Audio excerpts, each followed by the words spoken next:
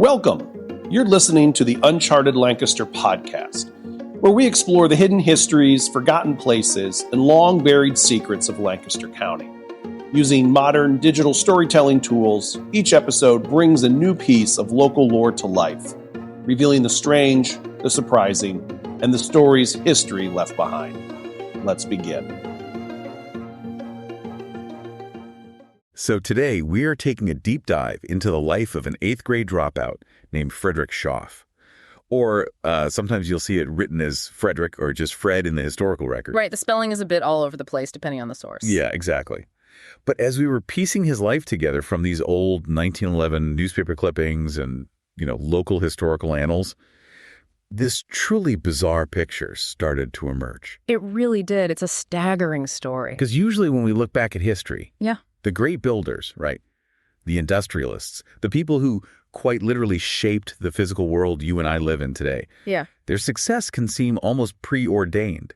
Like you read a biography of a tycoon, and it feels like this paved road from a prestigious education directly to a boardroom. Oh, absolutely. It's a very comforting narrative. We like to think that the infrastructure of our modern world, the power grids, the transit systems, the civic institutions, Right. we like to think they were all methodically handed down by this highly organized, predictable system of experts. But then you step into the world of late 19th century Lancaster County, Pennsylvania, and that neat paved road just completely vanishes. It does. It's gone. We are looking at a historical landscape that is incredibly raw.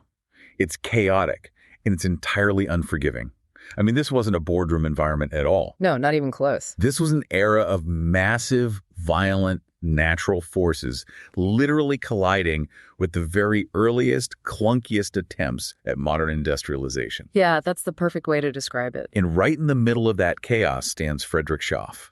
He didn't just participate in this transition. He essentially willed modern infrastructure, leisure, and industry into existence out of mud and literal disaster wreckage. What's fascinating here is to really understand what he accomplished, you have to look at the specific historical context he operated within. Okay. The late 1800s and early 1900s represented this period of absolute whiplash in terms of technological and economic transition. Whiplash how? Like just the speed of it. Exactly. You have this brief, really intense window where the old world of horse-drawn transport, manual logging, canal boats. Right, all the analog stuff. Yeah, it's overlapping directly with the birth of hydroelectricity, electric street trolleys, and mass industrial production. Wow. And Shoff positioned himself perfectly at the fulcrum of this change. He recognized that the old ways were dying and the new ways required unprecedented amounts of raw power, and he basically found a way to bridge the two. Okay, let's unpack this.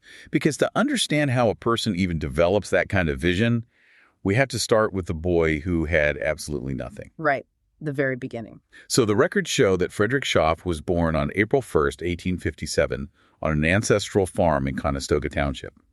But his childhood was just brutal. Yeah, he really was. He lost his mother when he was just 12 years old. And by the time he was 14, his formal education had completely ended. He was entirely on his own. Yeah, he left home, and according to the records, he started his own contracting business. And I had to stop right there. A 14-year-old dropout starts a contracting business in the 1870s. It sounds impossible to us today. Right. How does a child actually do that in a post-Civil War environment? Well, we have to completely discard our modern definition of a business. So no LLCs or office spaces. Exactly. He wasn't leasing an office. In the 1870s, along the Susquehanna River, a contracting business meant sheer, brutal, physical arbitrage. Okay. He was surviving through intense manual labor. The sources mention he was trapping furs, fishing, and most notably, unrafting logs on the river. Unrafting logs. Let's dig into the mechanics of that, because just hearing it, it sounds incredibly dangerous. Oh, it was phenomenally dangerous. I mean, the primary commerce of that river system at the time was timber. Right, building the country. Yeah. Massive amounts of wood were being harvested up in the northern forests of Pennsylvania and floated down the Susquehanna in these giant chained-together rafts. Okay, so they ride these rafts down the river. Right, but when these massive timber rafts reached their destinations downriver, they had to be disassembled, unrafted, so the individual logs could be processed at the mills. And that's where 14-year-old Shoff comes in. Exactly.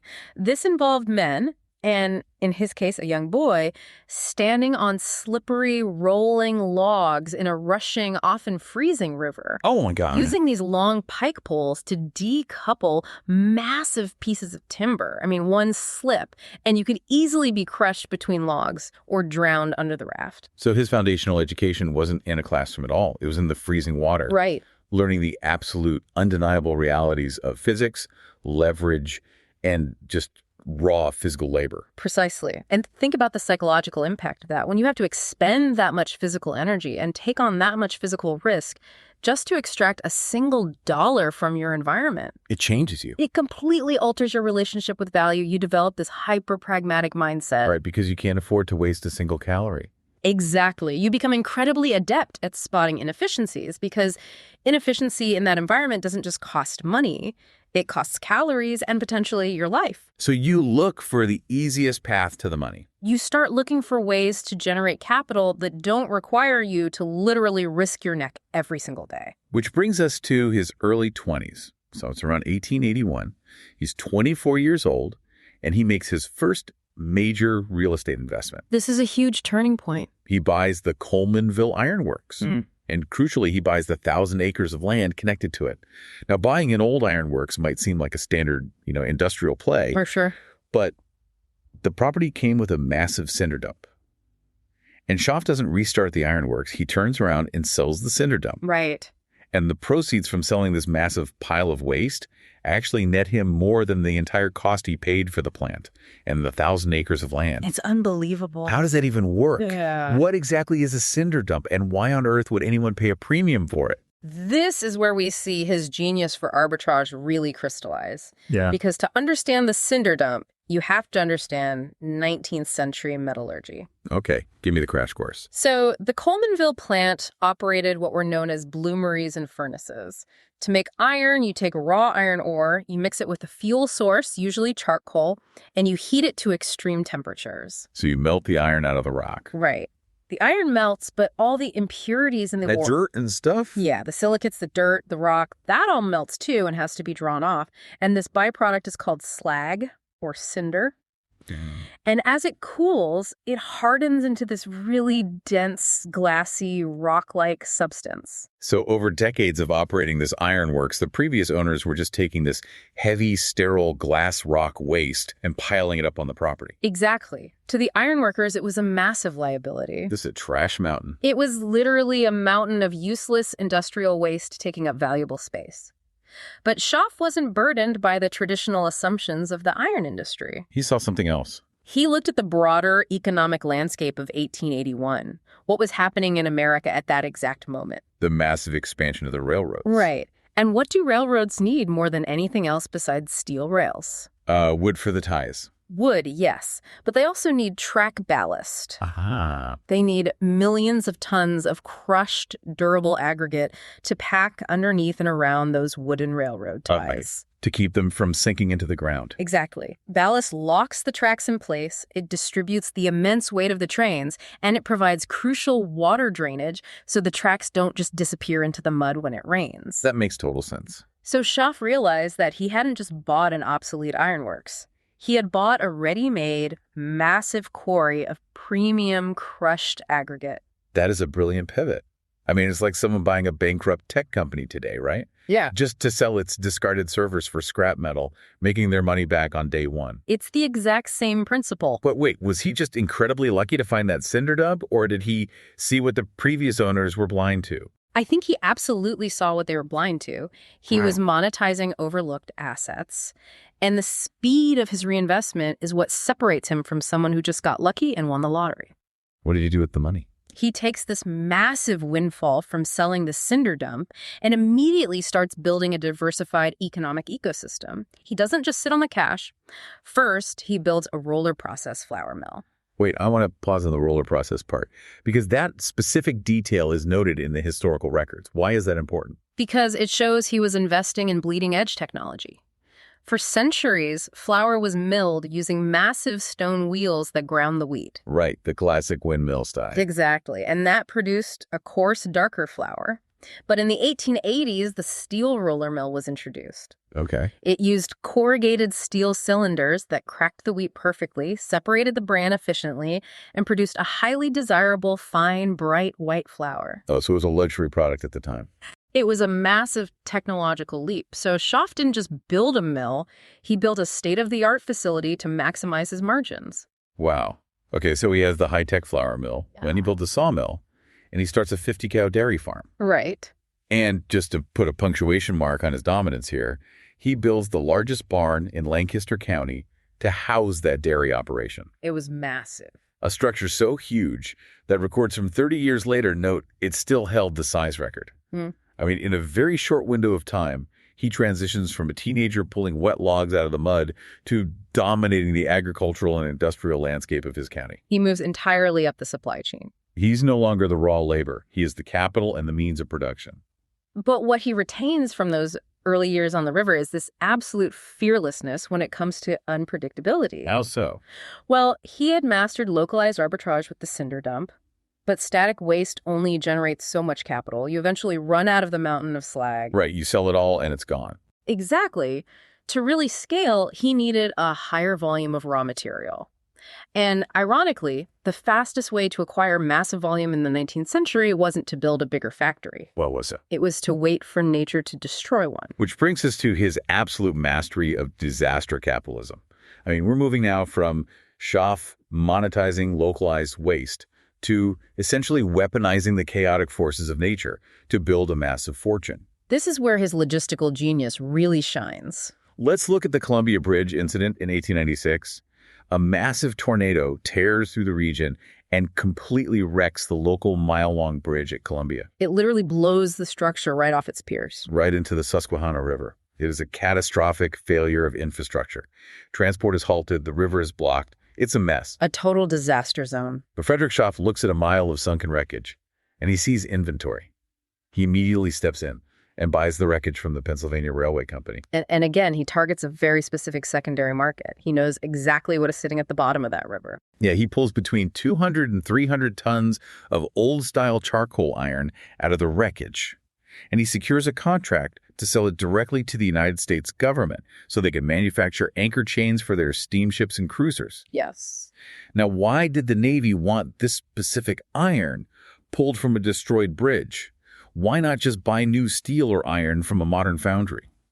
It comes down to the metallurgy of the era again. The bridge was built using old-style charcoal iron. Okay, as opposed to what? Well, this meant the iron ore was smelted using charcoal derived from wood rather than using coal or coke. Oh, I see. Coal contains high amounts of sulfur, which can make the resulting iron brittle, but charcoal burns much cleaner. So the iron is better quality. It's an incredibly pure, highly malleable, and remarkably rust-resistant metal. Which is exactly what you need if you are forging a massive anchor chain that is going to be constantly submerged in corrosive salt water, Right. taking the immense, sudden, tensile shocks of a heavy cruiser bobbing in a storm. Exactly. A brittle chain in a storm means a sunken ship. The Navy mandated that specific purity, which meant Shoff could charge an absolute premium for salvaged scrap. But the logistics of this will blow my mind. 200 to 300 tons, that is up to 600,000 pounds of twisted metal Yeah. underwater in 1896. And he cleared the wreckage and sold the iron in about 6 weeks. How is that physically possible without modern hydraulic cranes and scuba gear? It required immense organizational agility. I mean, he would have had to mobilize flat-bottomed river barges equipped with steam-powered winches. Oh, so bringing the heavy equipment out onto the water. Right. He would have deployed teams of men with massive grappling hooks and block-and-tackle pulley systems, likely using the river's own buoyancy where possible to lift the heaviest beam. That's incredible. It wasn't just having the idea to sell the iron. It was having the manpower, the heavy equipment, and the transport networks ready to deploy instantly. He was operating with a level of speed that allowed him to clean up a disaster and turn a massive profit before anyone else even figured out how to approach the problem. The sources say he cleared $20,000 in 6 weeks. In 1896, that is an astronomical sum of money. It's life-changing wealth. Here's where it gets really interesting, though. Because a tornado is a freak occurrence.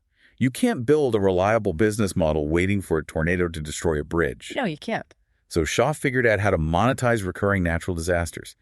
The historical records highlight these incredible events called runaway log booms. These are fascinating. Back in 1889, again in 1893, and yet again in 1903, massive floods caused millions of logs to break loose from the lumber yards up in Williamsport. We really need to picture the scale of what a runaway boom actually is. Please paint the picture for us. So, upriver in Williamsport, the timber industry used massive chain booms. These were essentially floating fences made of chained logs stretched across the river to catch all the free-floating timber being sent down from the mountain logging camps. Like a giant net catching all the wood. Exactly. But during a massive spring thaw or a sudden violent flood, you get ice dams breaking. Massive chunks of ice act like bulldozers, and they just snap the iron boom chains. And suddenly you have millions of massive, heavy logs careening wildly down a flooded river. Uncontrolled. It's a navigational nightmare. Yeah. Threatens to smash bridges, docks, boats. It is pure kinetic chaos. But Shoff, because of his teenage years spent unrafting timber on this exact river, understands the currents perfectly. He knows where the water is going to take them. He knows exactly where those logs are going to end up. And he had the foresight to establish a massive sawmill and lumberyard downriver at Pequea, positioning it specifically to intercept these windfalls. He just catches these runaway logs, and the sheer volume of material is staggering. From just one of these floods, he yields 8 million feet of sawed lumber. It's an unfathomable amount of wood. He has 4 sawmills running day and night, 24 hours a day for 3 straight years just to process the windfall from a single broken boom. Just relentless production. He essentially supplies the entire county and all adjoining markets with lumber. I mean, is it fair to call him a disaster capitalist? He's profiting off a wrecked bridge and devastating floods? Or is he providing a massive public service by cleaning up the mess? It's arguably both, but here's the critical logistical hurdle he had to overcome with the logs. He caught the logs, yes, but the river during these massive floods, or freshets as they called them, Right. The river was far too violent and unpredictable to safely manage and sort that volume of timber directly in the main current. Because it would just sweep the men away. Exactly. He needed a safe harbor to process millions of logs. So he looks at the surrounding landscape, and he finds a solution in a piece of entirely obsolete infrastructure. The Tidewater Canal. Right. The Susquehanna and Tidewater Canal was this 45-mile artificial waterway built back in the 1830s to bypass the most dangerous, unnavigable sections of the river. Like a detour for boats. Yeah, and for decades, it was the primary artery for moving coal and lumber. But by the late 19th century, the expansion of the freight railroads had completely displaced it. Because trains are faster? Exactly. It was dead. It was an abandoned, dry ditch. So Shoff leases a 16-mile stretch of this dead canal bed from Columbia down to just above McCall's Ferry, and he brings it back to life. But wait, how do you even refloat 16 miles on an abandoned canal? I mean, it's not just turning on a hose. No, it requires significant civil engineering on the fly. A canal isn't just a trench in the dirt. It relies on complex wooden lock gates, clay linings to prevent water seepage into the soil, and intake valves from the main river. And if it's been sitting dry for years? When a canal sits dry, the wooden gates rot and the clay cracks. Shoff had to deploy crews to rapidly patch the breaches, repair the lock gates, and then systematically open the feeder channels to divert the flooded Susquehanna River back into the artificial channel. He literally uses the floodwaters to refill the dead canal, turning it into a massive 16-mile-long calm water holding tank. That's exactly what he did. He creates an artificial controlled transport lane, completely separated from the violent main river, allowing him to safely float millions of logs right to the doors of his screaming sawmills.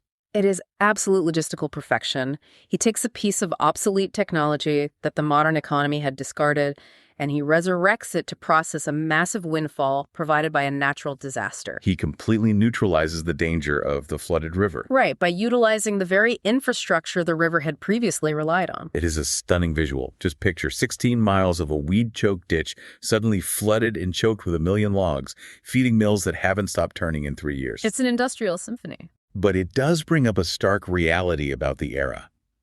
The records from the time explicitly note that by the end of Shoff's massive lumber operations, the forests were, and I quote, almost annihilated. Yeah. That is an incredibly strong word for a historical account to use. It reflects the absolute exhaustion of the resource. Shoff was brilliantly capturing these runaway booms, but those booms were essentially the dying breaths of the great Pennsylvania old-growth logging industry. The trees were just gone. He recognized the end of an era, the timber was running out.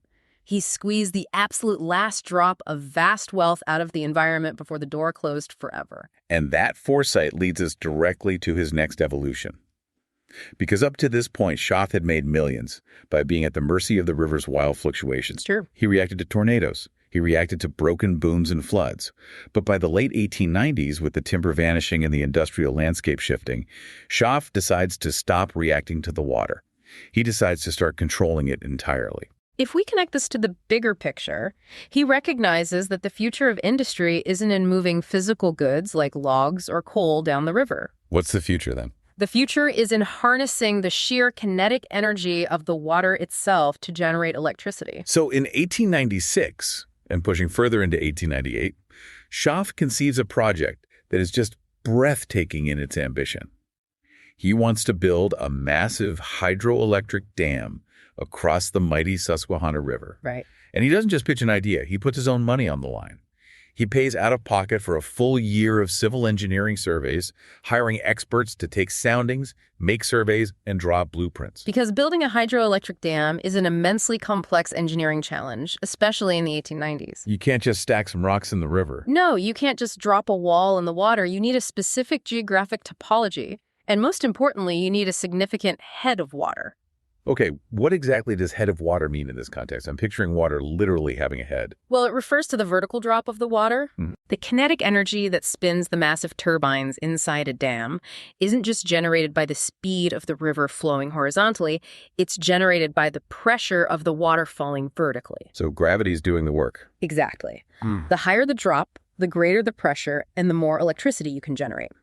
If a site doesn't have enough natural vertical drop, you would have to build an incredibly wide, impossibly expensive structure to generate enough power to be profitable. That makes sense. Furthermore, you need stable bedrock just below the surface to anchor a monolith of concrete that will have to withstand the unimaginable constant pressure of an entire flooded river pushing against it. And Shoff was personally financing the scientific validation of all these variables. Yes, out of his own pocket. So once he has the data, he moves to the organizational phase.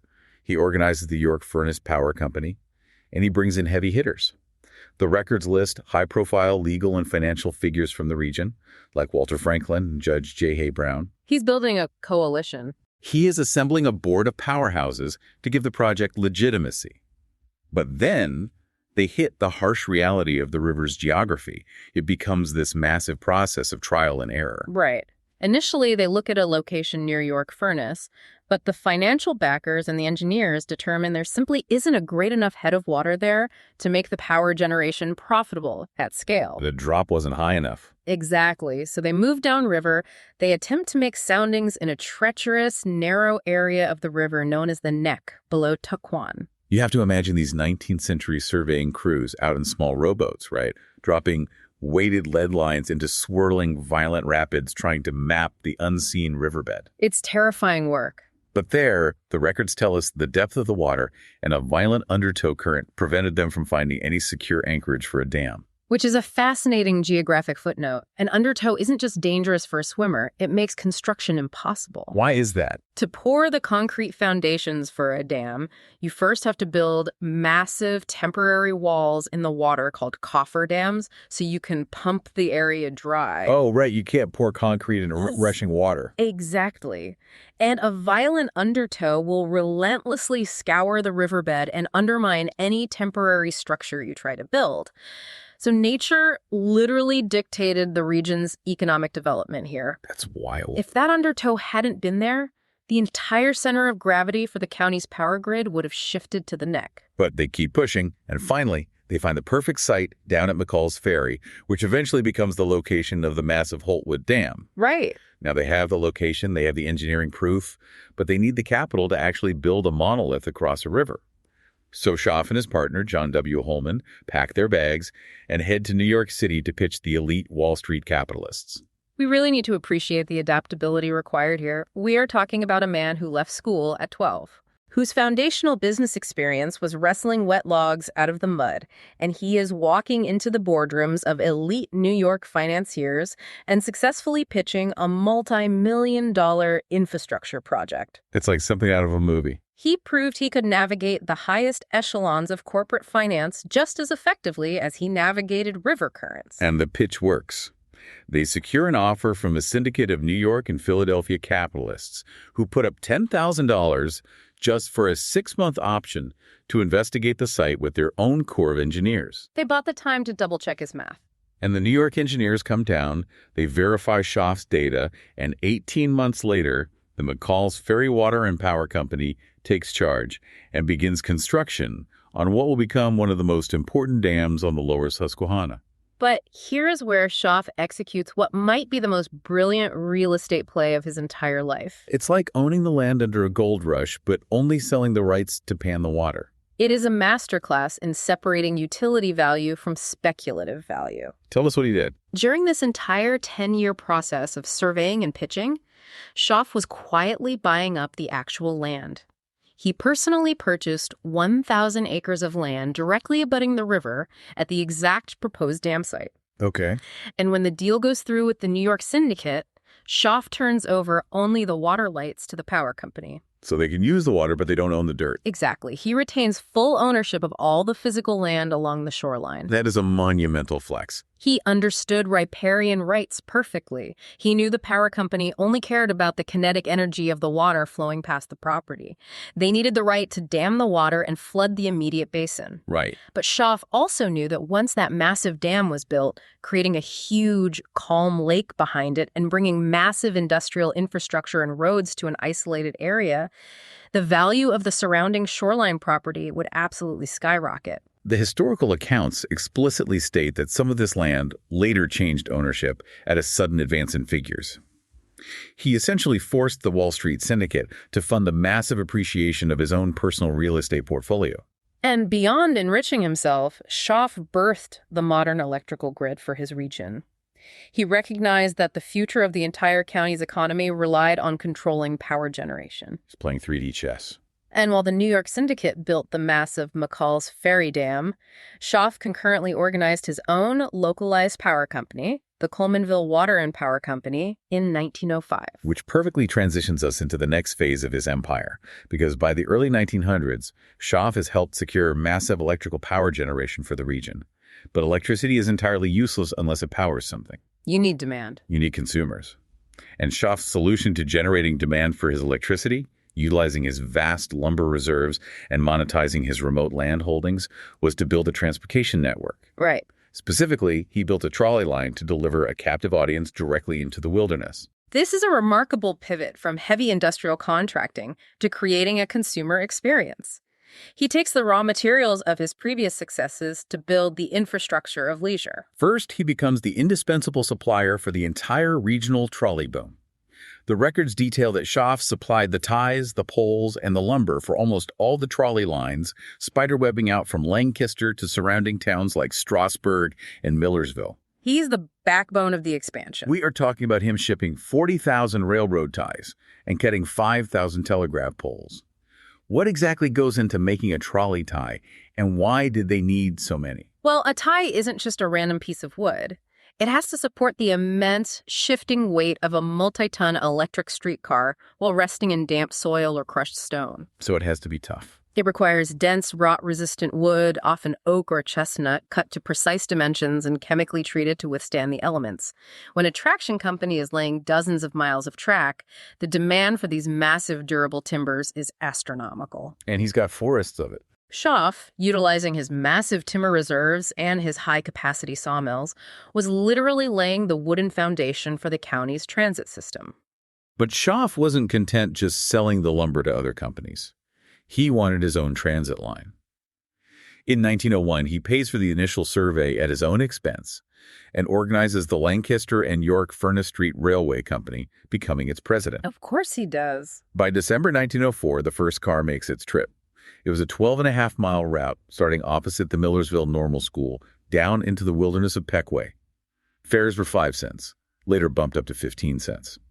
It is crucial to understand that this was one of the very few independent trolley lines not owned by the massive regional conglomerate, the Conestoga Traction Company. Oh, so he was a maverick holding out against the monopoly. It is a rare holdout, and it wasn't designed for practical daily commuting between major urban centers. It was designed as an experience. But joyride. It was built specifically to bridge the urban, academic environment of Millersville with the total rugged isolation of the river gorge.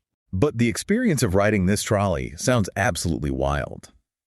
For 5 cents, you got a journey that sounds less like public transportation and more like an endurance-based amusement park ride. Was this actually safe? The primary accounts paint a very vivid and physically demanding picture of this commute. Tell me about the tracks. The tracks themselves, especially in the early years, were described as having a casual nature. Casual. That's not a word you want associated with railway tracks. No, it's not. The rugged, hilly landscape along the gorge meant the tracks were incredibly unevenly ballasted. The swaying back and forth was so severe it literally caused attacks of seasickness among the passengers. So you're sitting in an open-air trolley car in the summer, clutching a wooden bench, completely nauseous as you careen through the forest. And you weren't just battling the physics of the uneven track, you are battling the local environment. Accounts note that cows frequently wandered out of the woods and blocked the tracks, bringing the entire system to a halt. Naturally. Just a cow in the way. But the most revealing detail about the state of early electrical infrastructure was the power issue. Yes. The trolley was powered by Shoff's own Colemanville Water and Power Company, which utilized a 550 horsepower hydroelectric plant on the Pequea Creek. Right. But the technology was so nascent that they suffered from chronically low voltage. When the trolley hit a steep hill deep in the woods, the power simply wasn't enough to pull a full car. Just couldn't make it. The patrons, who had paid their fare, would literally have to get out of the trolley and physically push the massive car up the hill. I mean, why does an electric motor suddenly lose the power to climb a hill? It is a fundamental issue with early direct current, or DC, electrical grids. Okay, science time. Unlike alternating current, which can travel long distances efficiently, DC voltage drops significantly over distance due to the resistance in the overhead wires. So the further you are from the power plant, the weaker the electricity. Exactly. If the power plant is miles away, the voltage at the end of the line sags. When that heavy trolley hits a steep grade, the electric motors demand a massive spike in amperage to maintain the torque needed to climb. And the wire just can't deliver it. The distant power plant and the long wire simply cannot supply that sudden demand.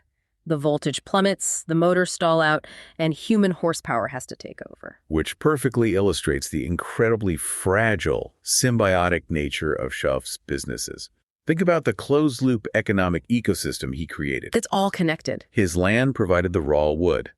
His sawmills cut that wood into the ties. His hydroelectric plant on the creek provided the direct current electricity to the overhead wires. His independent trolley line carried the passengers along those ties, powered by that electricity, all the way to a destination he was heavily invested in. It is vertical integration executed in the absolute wilderness. And despite the nausea and the physical labor of pushing the car, the route offered unparalleled access to dramatic terrain. The trolley line passed 150 feet directly below the towering Mardic Forge trestle. It ran past geographic anomalies like Susie's Hole, allowing passengers to experience the sheer scale of the river gorges in a way that was previously impossible without days of arduous hiking. So ponder the loss of this type of public transit for a second. The sources note the trolley took people through picturesque terrain that cars eventually bypassed. Right, because roads go around the mountains, usually. What did we lose when we traded the communal, scenic, if nauseating trolley for solitary automobile commutes on paved highways? We lost that connection to the ruggedness of the landscape. That's a great point.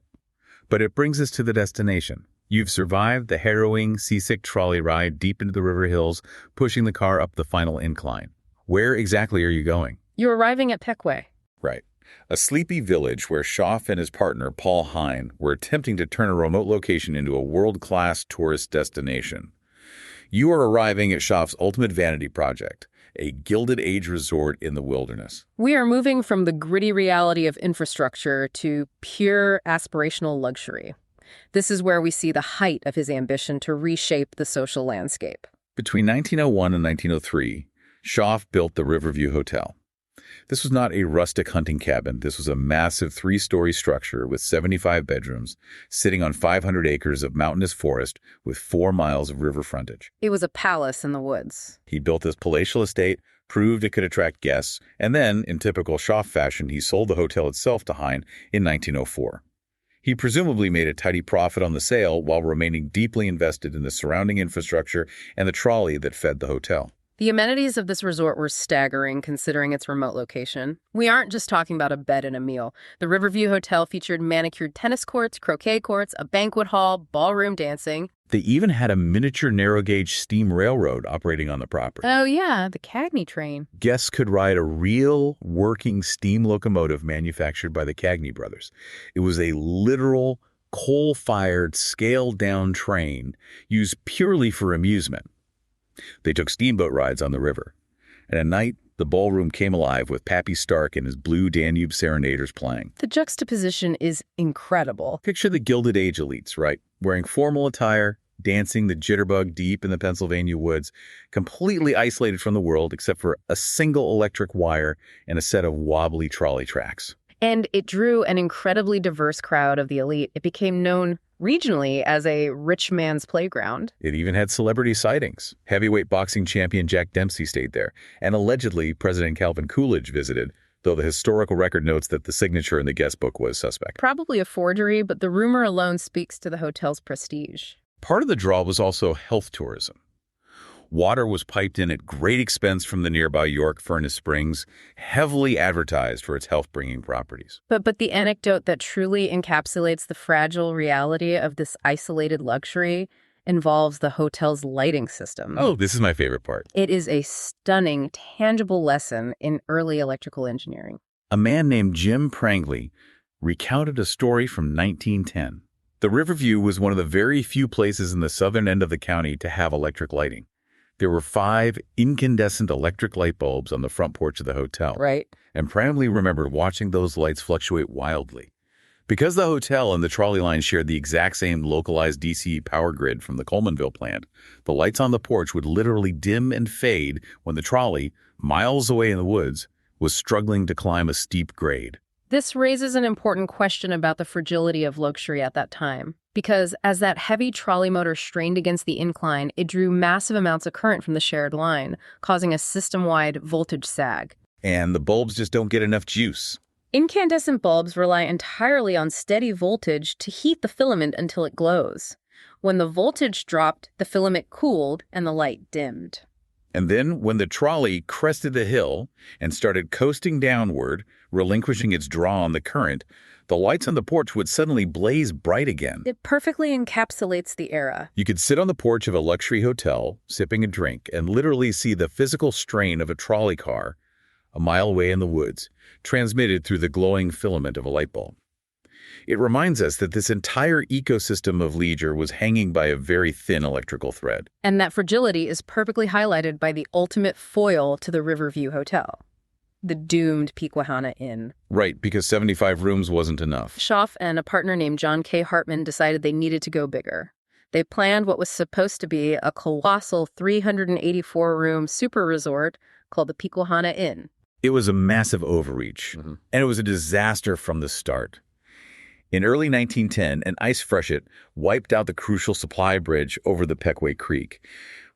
What exactly is an ice freshet? Well, an ice freshet occurs during a rapid spring thaw. The surface of the river is frozen solid. When temperatures suddenly rise and heavy rains fall, the ice breaks apart into massive, multi-ton jagged flows. And the water just pushes them downriver. The surging floodwaters carry these massive blocks of ice at high speeds. They act like a fleet of unguided bulldozers smashing into bridge piers and utterly destroying wooden structures. So without that supply bridge, they couldn't move the heavy stone and timber needed for a 384-room hotel. And then, local officials stepped in and actively blocked them from moving heavy materials, even when they tried. The accounts hint at political interference. It shows that while Shoff's influence was vast, it wasn't absolute. He couldn't always engineer his way around a hostile bureaucracy. And then came the final blow. In 1911, the primary financial backer of the massive project, a man named George Attlee, committed suicide amid a sudden financial panic. The funding evaporated instantly. The 384-room Pequea Inn was completely abandoned mid-construction. It was never finished. It's wild that Shoff successfully built his first hotel, but the much grander Pequea Inn failed catastrophically. Yeah. Does this prove Shoff knew exactly when to sell to Heining and get out? I think his core pragmatism saved him. He built the Riverview, proved the concept, sold it to an operator, and avoided the catastrophic failure of the super resort. Even the Riverview eventually made its own sad end, though. It did. It fell victim to the Great Depression and changing cultural tastes. What does it say about shifting cultural tastes in leisure that a rich man's playground became a cheap fishing stop, then ashes? Because eventually in the 1970s, the local fire chief deemed the decaying structure too costly to demolish and simply had his volunteer firemen burn the massive historic hotel to the ground in a controlled blaze. Automobiles allowed people to abandon localized river resorts for places like the New Jersey Shore or the Poconos. The trolley became obsolete. From Gilded Age elites dancing under electric lights to a controlled burn. But Shoff's legacy isn't just in the buildings that burned or the canals that were buried. Because as we round out the profile of a man who seems entirely driven by commerce, we discover a profound, deeply impactful civic and progressive streak in his later years. This is the aspect of his life that truly elevates him from a brilliant logistics contractor to a foundational civic figure. Before we get to his politics, he even applied his relentless organizing energy to agriculture. In 1896, not content with lumber and power grids, he pivots to growing Paragon chestnuts. He never stops. He establishes an orchard of 185 acres, flips it for profit, then a 300-acre orchard, then a massive 600-acre orchard. What was the appeal of the Paragon chestnut? The Paragon was a highly sought-after hybrid chestnut. It produced incredibly large, sweet nuts and yielded heavy crops at a very young age compared to native trees. And crucially, this was before the devastating chestnut blight wiped out the American chestnut population. So he got in, scaled rapidly, and got out before the crash. Exactly. He treated the orchards like rapid real estate development. But it's his entry into public service that is most revealing. He was a lifelong Republican who, the records note, never suffered defeat in any election he ever ran in. And he didn't just run for vanity offices. He served as a local school director for 16 years. We really have to pause and consider the deep irony of that. A man who was entirely deprived of a formal education after the age of 12. Right. Who was forced to learn the mechanics of the world through the brutal labor of pulling logs from an icy river. And he dedicates 16 years of his adult life to serving on a school board. His civic life was dedicated to ensuring that the next generation had the firm educational foundation that he was personally denied. It's beautiful, really. And it wasn't just schools. He was elected as a director of the poor for Lancaster County, serving 3 terms, 9 years total.